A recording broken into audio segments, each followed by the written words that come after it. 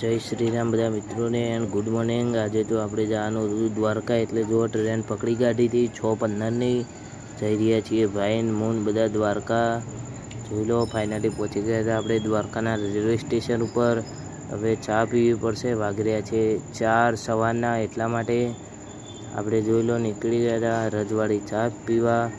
અહીંયા ચા પીવાની હતી, એટલા માટે જો સુમસાન પડ્યું છે। અત્યારે તો 4 વાગી રહ્યા હતા, એટલા માટે આપણે ચા પાણી કરીને પછી મંદિર તરફ જાશું। જોઈ લો મંદિરે આવી ગયા હતા, અત્યારે 4 વાગી રહ્યા છે એટલે અંધારું છે।